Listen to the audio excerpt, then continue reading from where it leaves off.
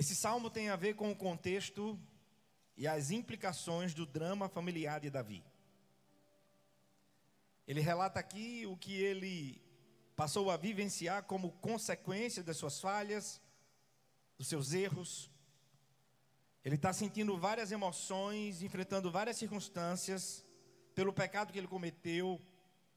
Nesse contexto aqui, Absalão, seu filho, se rebela contra ele. É um misto de coisas que o rei estava vivenciando e suas consequências. O rei já estava com uma certa idade, com limitações, não estava com as melhores condições para lidar com as complexidades de um reino tão imenso como o que Deus lhe confiou. E para que você possa entender o contexto do Salmo 6, esse salmo fala sobre o sofrimento. Sofrimento num contexto que parece não ter fim. Logo, a pergunta emblemática do salmo é: até quando, Senhor? Até quando essa situação? Até quando isso não vai se resolver? Até quando essa porta não vai se abrir? Até quando esse homem não vai se converter? Até quando essa mulher não volta para o Senhor? Até quando meus filhos estarão fora da tua presença? Até quando? E estudando hoje, durante o dia, vi que essa indagação, até quando, aparece 30 vezes na Bíblia. E destas, 16 vezes está no livro de Salmos. E a grande verdade é que essa indagação foi feita ao longo dos séculos por homens e mulheres de Deus. E a grande verdade é que ela continua sendo feita ainda hoje. Por certo, pode haver alguém aqui ou em casa participando desse culto que se perguntou hoje: até quando? Até quando eu vou acordar, dormir, e a situação é a mesma? A grande verdade é que nós não temos todas as respostas que queremos. Queríamos ter. Queremos saber de tudo, começo, meio e fim. Queremos estar no pleno domínio e controle de todas as coisas. Mas não é assim. Tem o dia bom, maravilhoso, excelente, mas também tem o dia da dificuldade. E a palavra de Deus é maravilhosa porque ela nos convida a viver essa vida realista, com o pé no chão. Porque Eclesiastes 7,14 diz: quando os dias forem bons, aproveite-os bem, mas quando forem ruins, está implícito, há dias ruins, há dias difíceis. Aí o sábio diz: considere, quando o dia for ruim, que Deus fez tanto o bom como o ruim, para que o homem não descubra coisa alguma sobre o seu futuro. Se eu não sei sobre o amanhã, a postura mais acertada para mim é viver o hoje na dependência completa do Senhor. Porque seja ele bom ou ruim, se eu estou na presença de Deus, eu estarei muito bem guardado. O perigo é estar sozinho nessa vida para enfrentar o dia mau. Não só Eclesiastes, mas Efésios capítulo 6, verso de 10 a 13 diz: finalmente fortaleçam-se no Senhor e no seu forte poder. Vistam toda a armadura de Deus, para poderem ficar firmes contra as ciladas do diabo. Pois a nossa luta não é contra seres humanos, mas contra poderes e autoridades, contra os dominadores deste mundo de trevas, contra as forças espirituais do mal nas regiões celestiais. Por isso, vistam toda a armadura de Deus. Escuta, vistam toda, para que possam resistir no dia mau. Revestido da armadura de Deus, no dia mau, o que é que diz o texto? Iremos permanecer inabaláveis, depois de terem feito tudo. Então a palavra nos ensina que o dia mau, o dia da dificuldade, o dia do pranto, o dia em que perguntamos ao Senhor até quando, eles existem. E é esse momento que Davi está passando no Salmo 6. Não responda, mas considere para você: quem aqui no momento presente da sua vida tem feito essa indagação diante de Deus? Situação que não se resolve, o problema que se arrasta, a dor e a luta que não cessa. Precisamos aprender nessa noite, pelo ensinamento do Espírito Santo, uma seguinte verdade que quero guardar no meu coração, a partir dessa ministração da palavra, porque recebi isso hoje à tarde da parte de Deus. A aparente demora de Deus é sempre para o amadurecimento do tempo ou da nossa vida. Deus usa o tempo para nos forjar. Deus nos faz esperar. Ele não é menino de recado. Eu e você não determinamos nada. A aparente demora de Deus é para o amadurecimento do tempo ou da pessoa. Considere, Ele não desperdiça nada do seu agir em nós, nem o sofrimento. Tudo tem um propósito. E Davi aqui vai nos ensinar como vencer esses dias que perguntamos ao Senhor: até quando? Esse salmo nos mostra o rei Davi a ponto de desfalecer. Ele se desnuda emocionalmente. Ele suplica pela misericórdia de Deus. O que a gente percebe no salmo é que o sofrimento prolongado adoeceu o rei. Quem sabe o que é viver isso? Ele adoeceu também pelo sofrimento que não parece acabar. Davi vai nos ensinar algo importantíssimo: confissão e arrependimento.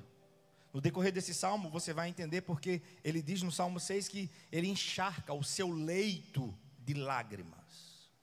E Spurgeon tem uma consideração extremamente interessante sobre o que Davi diz que acontecia no seu leito. Porque ele diz que o seu leito estava encharcado de lágrimas. No Salmo 51, no verso 17, Davi diz: os sacrifícios que agradam a Deus são o espírito quebrantado, porque um coração quebrantado e contrito, Deus não despreza. Tem as tuas lágrimas, Deus está recolhendo. Tem os teus gemidos, Deus conhece todos eles. Nada será em vão. Se você crê, diga amém. O que é que Deus não despreza? O que é que agrada a Deus? Espírito quebrantado. Um coração quebrantado e contrito chama a atenção de Deus. O verbo utilizado por Davi aqui é comprazer. Significa encontrar prazer em. Davi sabia que mesmo vivendo num tempo onde os homens se relacionavam com Deus a partir de sacrifícios de animais, Davi sabia que o prazer de Deus não estava no animal sacrificado. Mas a atenção de Deus sempre esteve num coração sincero, num coração contrito, verdadeiramente rendido a Ele. Esse mesmo verbo o Senhor utiliza na ocasião do batismo de Jesus, quando do céu ele brada, dizendo em Mateus 3,17: este é o meu filho amado em quem me comprazo. Isso nos fala da seguinte prática de vida: um coração quebrantado e contrito é um coração que expõe suas reais motivações para Deus, não esconde nada. E foi assim que Davi se achegou para confessar o seu pecado. É verdade, ele demorou. Ele tentou esconder o erro. Ele tentou passar panos quentes por cima. Então, quando é que o Senhor encontra prazer em nossa vida? É quando vivemos uma vida sincera diante dEle. Olhe para o Salmo. Deixa a sua Bíblia aberta, por favor. O que é que aprendemos no primeiro momento desse Salmo? O clamor de Davi é por misericórdia. Ele pede a cura, porque a dor é profunda. E ele diz: até quando, Senhor? Ele clama pela misericórdia. Outra coisa que ele vai clamar no Salmo: o clamor de Davi é pelo amor leal do Senhor. Em nossa vida com Deus, não acertamos sempre, porque em pensamento erramos. Em pensamento, Jesus disse que é possível adulterar. Olha a gravidade disso. Então, em nossa vida cristã, não acertamos sempre. Em pensamento a gente erra. Em pensamento a gente julga. A gente se equivoca. Mas em nossa vida com Deus, o que não pode faltar é reconhecer, confessar e abandonar. Diga comigo, reconhecer. Fala mais forte, diga reconhecer, confessar e abandonar. Logo eu concordo com quem já disse que a vida cristã não tem relação com acertar sempre, mas com arrepender-se sempre. Confessando, abandonando e reconhecendo. Olhe para o Salmo. O medo de Davi fica claro no Salmo. Ele clama pela misericórdia e ele clama pelo amor leal do Senhor. Porque o medo de Davi, ele vai dizer assim: não me castigues na tua ira, não me disciplines no teu furor. Porque se Deus nos disciplinar na sua ira e no seu furor, eu e você seremos fulminados. E Davi está dizendo: trate comigo com misericórdia. E quando for me exortar, lembra-te, Deus, do teu amor leal. Seu clamor é por misericórdia, seu clamor é por compaixão, porque a agonia é imensa. E fica claro nas páginas do Novo Testamento que a ação de Jesus era sempre com compaixão. Deixa eu ler aqui rapidamente 4 textos dos evangelhos, para você ver que sempre que Jesus agia, era movido de íntima compaixão. Mateus 20, verso 34 diz: Jesus teve compaixão deles e tocou nos olhos deles. Imediatamente eles recuperaram a visão e o seguiram. Lucas 7,13, ao vê-la, o Senhor se compadeceu dela e disse: não chore. Mateus capítulo 14, verso 14 diz: quando Jesus saiu do barco e viu tão grande multidão, teve compaixão deles e curou os seus doentes. Em Mateus 15, 32, está escrito: Jesus chamou os seus discípulos e disse: tenho compaixão desta multidão. Já faz 3 dias que eles estão comigo e nada têm para comer. Não quero mandá-los embora com fome, porque podem desfalecer no caminho. Diga comigo, compaixão. Fale mais forte, irmão. Diga, compaixão. Ele tem de mim e de você nessa noite. Ele tem de mim e de você todos os dias da nossa vida. O que fazia com que Jesus agisse para abençoar alguém era a sua compaixão. Capacidade de agir em favor de outrem, pela habilidade de se colocar no lugar de outrem. E quando eu sinto que o outro sente, é impossível permanecer insensível. Se eu for movido por compaixão, por onde eu passar, eu sempre vou abençoar. Você para mim não vai ser problema seu. Se eu puder abençoar, eu vou abençoar. Se eu puder ouvir, eu vou ouvir. Se eu puder orar, eu vou orar. Porque é assim que Deus nos trata. Eu quero te dizer que diante do sofrimento que você tem passado, da luta que tem que ser arrastado na sua vida, o Senhor tem compaixão de você. Você pode dizer amém? E a palavra diz isso. Hebreus capítulo 4, verso 15. Hebreus 4, 15 diz: pois não temos um sumo sacerdote que não se compadeça das nossas fraquezas, mas sim alguém que, como nós, passou por todo tipo de tentação, porém sem pecado. O Senhor se compadece das nossas fraquezas, porque como Ele as enfrentou, contudo sem pecado, Ele conhece tudo que nós passamos.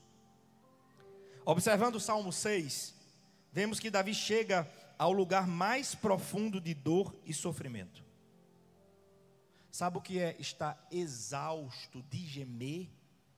É o que ele está dizendo aqui. Pode olhar para o texto. Estou exausto de tanto gemer, de tanto chorar, inundo de noite a minha cama, de lágrimas encharco o meu leito, os meus olhos se consomem de tristeza, fraquejam por causa de todos os meus. É maravilhoso Davi se desnudar dessa forma. Sabe o que ele está dizendo? Ele não dorme mais. À noite, a dor de Davi se agravava. A cama, que era para ser lugar de descanso, se tornou lugar de agonia. E o seu leito ficava encharcado de lágrimas. Só quem já sofreu assim, perdendo noites de sono, sabe o que isso significa. Hebreus diz que não temos um sumo sacerdote que não possa se compadecer. Jesus sentiu essa agonia, sim ou não? Sim ou não? Mais que Davi. O médico Lucas registra um episódio raríssimo que a medicina comprova que existe. Lucas 22:44 diz: estando angustiado. Quem? Jesus. Aonde? No Getsemane. Estando em profunda agonia, ele orou mais intensamente, e o seu suor era como gotas de sangue caindo no chão. Olha que coisa linda. Como é que você trata com a sua humanidade? Você acha que porque você é crente, você é um super-homem, uma mulher maravilha? Você é gente de carne e osso. E se doer, diga que está doendo. E se precisar chorar, chore. E se precisar de ajuda, busque ajuda. E se precisar de uma terapia, busque uma terapia. E se tiver que ir para um psiquiatra, vá a um psiquiatra. Porque você é corpo, alma e espírito. Por causa dessa loucura de querer espiritualizar todas as coisas, muitos pastores já tiraram a vida. Davi está se desnudando. Ele está compartilhando comigo e com você, e deixou registrado a sua imensa agonia. Jesus deixa registrado que no Getsemane, ele ficou profundamente angustiado, a ponto de seu suor se transformar em gotas de sangue. Segundo a medicina, esse é um evento chamado de hematidrose. É um fenômeno raríssimo, causado por uma profunda emoção, por grande tensão. Apenas um ato desse podia causar os rompimentos das finíssimas veias capilares, que estão sobre as glândulas sudoríparas, e aí o sangue é liberado. Está na Bíblia. Jesus não escondeu a sua humanidade. Como nós, passou por tudo, mas venceu. Sabe o que eu vim dizer nessa noite? Você pode estar chorando, mas vai raiar um novo dia na sua vida. Não é jargão de pregador, é verdade bíblica. O choro pode durar mas a alegria vem. Quem crê nisso? Quem crê nisso? Ele se compadece, pois ele sabe o que passamos. Ele se compadece porque ele sabe o que sentimos. Ele se compadece porque ele sabe como estamos. Ei, ele sabe quando a tua cama fica inundada de lágrimas. Ninguém vê, ninguém sabe, mas ele sabe. 3 coisas vemos nesse salmo. Davi deixa claro nesse salmo que ele está cansado de sofrer, porque o gemido é a expressão mais profunda do sofrimento. Porque a verdade é que gememos quando faltam as palavras para expressar o que sentimos. E seus gemidos são tantos e tão profundos que até de gemer ele cansou. Outra coisa eu aprendo aqui: Davi inunda com lágrimas o seu leito. À noite, sua dor se agravava, ele não dorme. Seu leito não é mais lugar de descanso, é lugar de choro profundo. E sabe o que Spurgeon diz? Davi santificou com lágrimas o que ele poluiu com o pecado quando se deitou em sua cama com Betseba.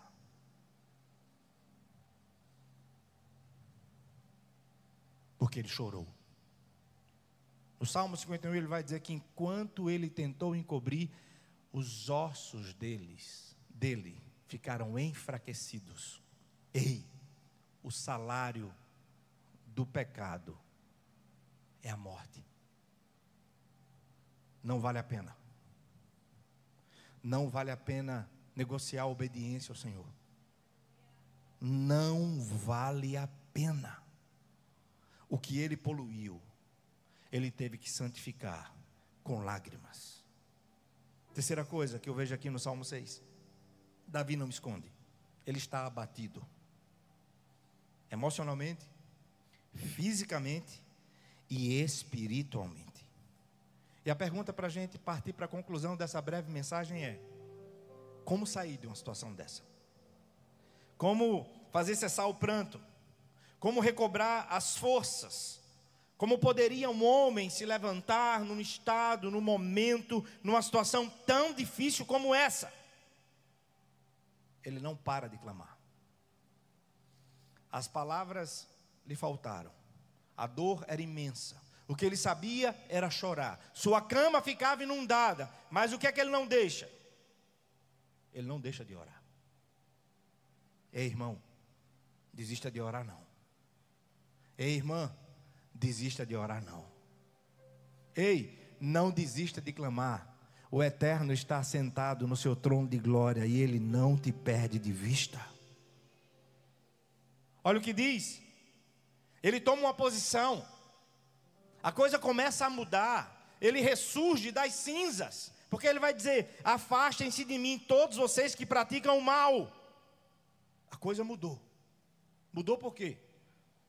Porque o Senhor ouviu o meu choro. Deus está colhendo as tuas lágrimas. O Senhor ouviu o meu choro. O Senhor ouviu a minha súplica. Olha a convicção que ele diz. O Senhor aceitou a minha oração. Ele ouviu o teu choro. Ele sabe do nosso gemido. E Ele vai atender a nossa súplica. Você crê nisso? O que é que Deus está fazendo aqui? Davi é erguido do pó pelo Senhor. Davi não desiste de orar. E ele é posto de pé pelo Senhor. Por que ele pôde se levantar? Porque ele recebeu o perdão. Porque a coisa muda? Porque ele experimenta a cura do seu corpo. Porque ele se levanta? Porque a paz do Eterno tomou conta da sua mente e do seu coração. Por que ele se levanta? Somente porque ele triunfou em oração com Deus. E quando a gente triunfa em oração com Deus, a gente vence seja qual for o inimigo. Davi foi fortalecido por Deus em oração para expulsar os inimigos. O que é que acontece nesse salmo? É porque ele se prostrou diante do Senhor que Deus lhe colocou de pé diante dos homens. Foi porque ele encharcou o seu leito com lágrimas no quarto secreto de oração que agora ele vai vencer a batalha no campo para todo mundo ver, porque a vitória é garantida aonde ninguém vê. A parte mais importante da nossa vida com Deus não é essa.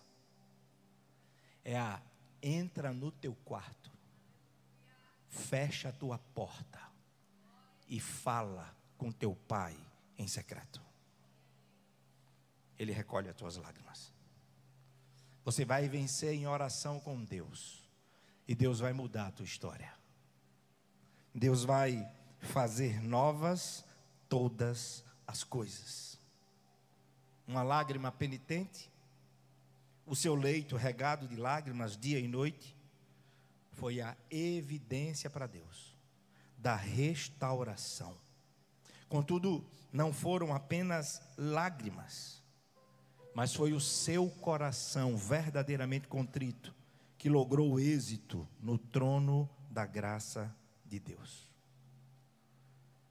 Quem tem capacidade para ouvir o que Spurgeon comenta sobre o Salmo 6, escute.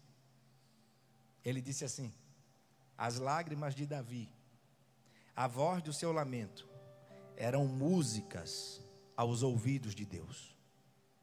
Eram pérolas pelos olhos penitentes do rei, provando para Deus o seu verdadeiro arrependimento. Em um coração contrito e quebrantado, Deus jamais desprezará. Se derrama perante Ele em oração, se derrama perante Ele em jejum, se derrama perante Ele com súplicas, se derrama perante Ele gemendo, apresentando. Irmão, olha o que diz o Salmo 145, versos 18 e 19. O Senhor está perto de todos os que lhe invocam. Você está invocando ao Senhor? Agora o que diz o texto: todos os que o invocam com sinceridade. Escuta, Ele realiza os desejos daqueles que o temem. Ouve-os gritar por socorro e os salva. Deus está nos ouvindo. Salmo 11, verso 4 diz: o Senhor está no seu santo templo, o Senhor tem o seu trono nos céus, os seus olhos observam, seus olhos examinam os filhos dos homens. O Salmo 34, verso 15 diz: os olhos do Senhor voltam-se para os justos, e os seus ouvidos estão atentos ao seu grito de socorro. O Senhor só tem o tempo certo dele para agir. Anota esses textos na tua Bíblia. E quando parecer que no teu quarto o teto está de bronze, que a oração não passa, leia a palavra. Não se deixe levar pelo que você sente, mas se alimente com o que a palavra ensina. Vou ler de novo. O Salmo 145, 18 e 19 diz: o Senhor está perto de todos os que lhe invocam, de todos os que lhe invocam com sinceridade. O clamor é sincero, está balizado pela palavra. O salmista diz: Ele realiza os desejos daqueles que o temem. Se você está gritando, gemendo, Ele te ouve. O Salmo 11, verso 4 diz: Ele está no seu santo templo, Ele tem o seu trono nos céus, seus olhos observam, Ele não te perde de vista. Salmo 34, 15: os olhos do Senhor voltam-se para os justos, e os seus ouvidos estão atentos ao seu grito de socorro. Não poucas vezes a gente não vai entender o agir de Deus. E eu quero encerrar com esse texto. Como é que Deus age? Do jeito que Ele quer. Em qual tempo?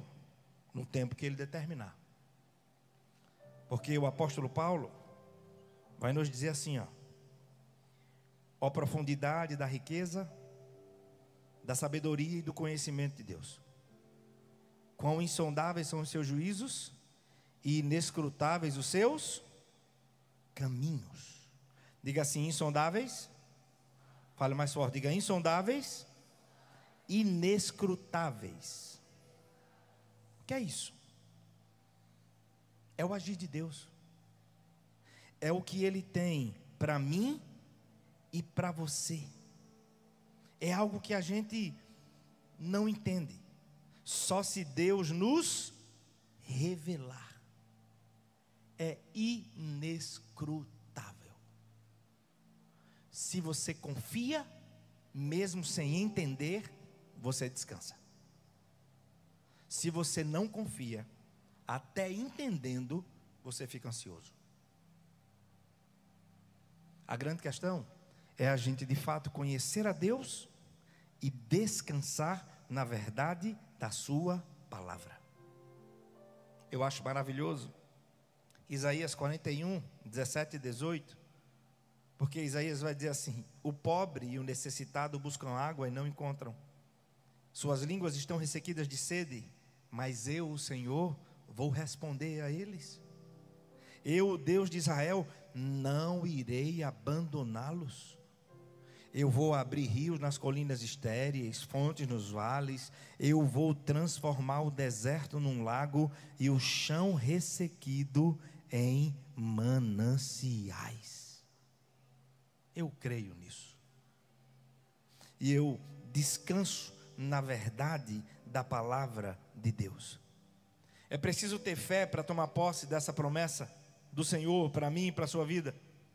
Você que está vivendo um deserto, onde só há sequidão e estio, você crê mesmo que o Senhor vai te responder, não vai te abandonar e vai transformar deserto num lago e chão ressequido em mananciais? Pelo poder da palavra dele, ele pode fazer isso hoje. Quando o dia for mau, esteja devidamente revestido com a armadura de Deus, para depois de passar por tudo, permanecer inabalável.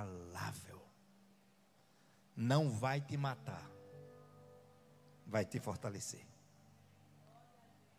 E você vai sair lapidado, burilado, como o ourives bota a prata no centro do fogo para tirar toda a impureza dela. É a figura lá de Malaquias. É assim que Deus faz comigo e com você. Ele usa o tempo e Ele não desperdiça nada na nossa existência. Até o sofrimento Ele usa. Deus está no controle de todas as coisas. Ele vai ouvir a tua voz. A tua oração será aceita.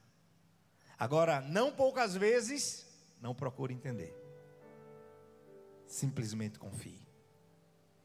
Essa é uma postura que precisamos adotar na nossa vida com Deus. Quando você não entender, confie. Esperei com paciência. E Ele se inclinou para mim e ouviu o meu. Foi noite após noite. E o leito de Davi encharcado de lágrimas.